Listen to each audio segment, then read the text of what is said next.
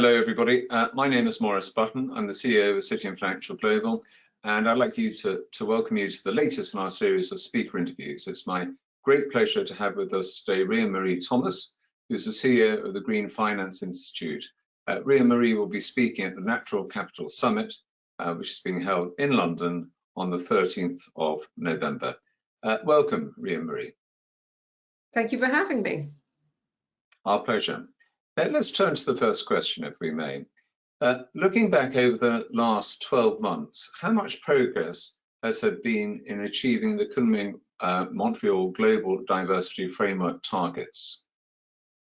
So following the ambitious agreement of the Kunming-Montreal Global Biodiversity Framework, KMGBF, for those that love their acronyms, at COP15 in December 2022, there's been a burst of global activity, especially with regards to nature finance and closing that biodiversity finance gap through deepening nature markets, for example, including by developing innovative financial mechanisms such as credits or certificates. But it's also fair to say that there's still an awful lot of work to be done to figure out how those global biodiversity framework targets, I think we're just going to call them GBF from now on, are going to be met, and to develop executable plans. So for example, in the UK, for us to meet our commitment to protect 30% of land and sea by 2030, an ambitious goal and one that we need to work through. And how can the Green Finance Institute itself ensures that the UK plays its full role in delivering them? What's your specific role in this? Well, I'm pleased to say that the GFI, we're already leveraging our unique position, which, as you know, Maurice, we sit between the public, private and the civil society sectors, and we co-develop solutions to get finance moving into the recovery of biodiversity. So a really practical example of what we've been working on is our launch of the UK Financial Institutions for Nature group, so the GFIN group, in July earlier this year. And so we've got representation across the financial sector, and the group supports the delivery of investment into UK nature recovery. And the next few years are just going to be absolutely critical in achieving the UK government's broader vision to support an economic transition to one that really values and invests in nature, in line with the findings of the Dasgupta review, as well as the ambition to mobilise private sector investment into nature restoration and nature-based solutions. And that's been laid out in the 2023 Green Finance Strategy. So this outcomes-focused group that we've pulled together, it's open to any financial institution engaged in UK nature finance. It's identifying barriers to UK government ambitions on increasing private sector finance, and it's also providing feedback and input where relevant on key government initiatives, and those include the development of a national database to track progress towards the Treasury's target of £1 billion per annum of private sector nature investment by 2030, the development of high integrity domestic nature markets, and we're working closely with the Land, Nature and Adapted System Advisory Group that we chair, their recommendations in the development of a UK green taxonomy, and obviously, and a key topic I'm sure of our upcoming event, the UK's uptake of the Task Force on Nature-related Financial Disclosure Recommendations, the TNFD. Yes, I was going to mention the TNFD's publication of its final recommendations. Obviously, that's a major milestone. While disclosure and reporting are obviously key, are there, in terms of the corporates and getting them actually involved in nature positive activities, what else is there that can be done beyond those? You mentioned a few of the initiatives. Absolutely, and obviously at the GFI we're delighted and very proud of the role that we've played helping set up and establish the TNFD and hosting its secretariat. But in addition, as you say, there is a lot more that needs to be done, and in particular the private sector can be advocating for enabling policies to allow private finance to more easily be deployed into nature-based solutions to biodiversity loss. They can be advocating for the removal of harmful subsidies that are negatively impacting biodiversity.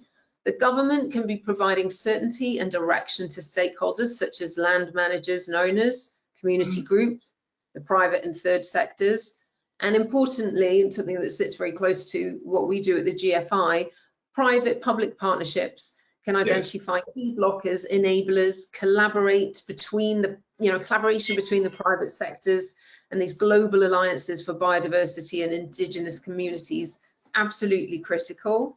And then investors and private sector should be engaging with companies as shareholders to encourage disclosure, obviously in line with the TNFD, but tracking, reporting, monitoring of impacts on nature, both positive and negative.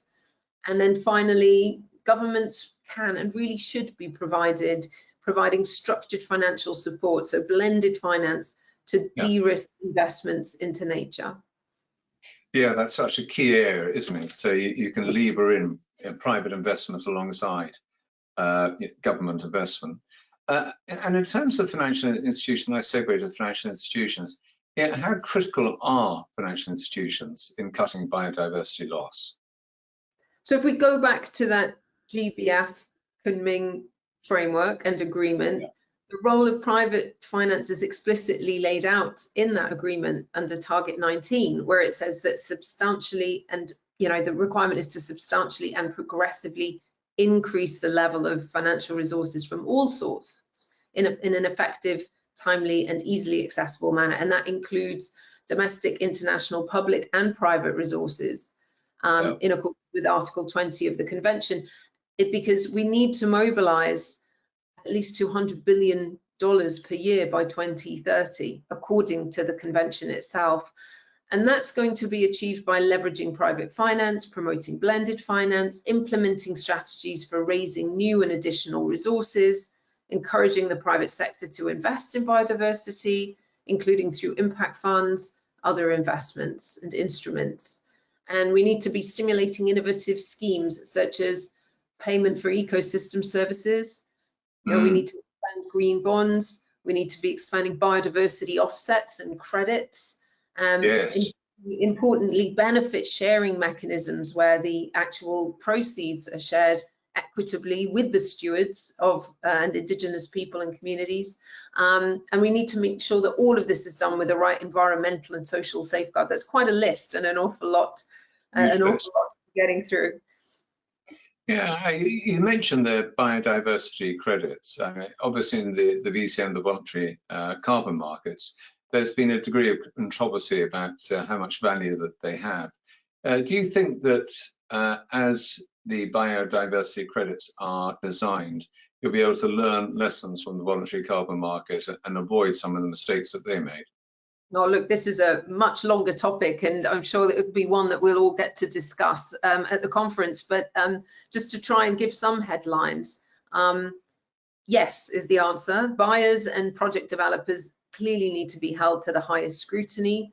The credits need to be priced transparently. We really importantly need to involve local and indigenous communities, not only in project development, but actually in the operation of these markets. And we need to enshrine community and social benefits in those project developments, in the monitoring, in the reporting, in the verification. So that's very much looking at the generation of offsets, but also the use of offsets. There are some key lessons to be learned there about, this is not so much an offset strategy, but more of a risk mitigation strategy. And we need, to make sure that these credits or offsets are not replacing primary reductions of ecosystem damage or damaging activities. And so as we've seen in the voluntary carbon markets, there are requirements for standards and independent verification to really ensure that high integrity is maintained and that this doesn't become a race to the bottom. Absolutely. High integrity, I think, is really the buzzword there, isn't it? Well, sadly, Rhian-Mari, we've come to the end of our time. So there's so much more that we could discuss, and there's so much that is going on. And all of these topics and issues will be examined in depth at our Natural Capital Summit on the 13th of November in central London. Very much hope that our viewers will be able to join us in person or virtually. So just remains for me to say thank you so much for sharing those insights. Thank you very much, Maurice. Looking forward to seeing you and others on the 13th. Excellent.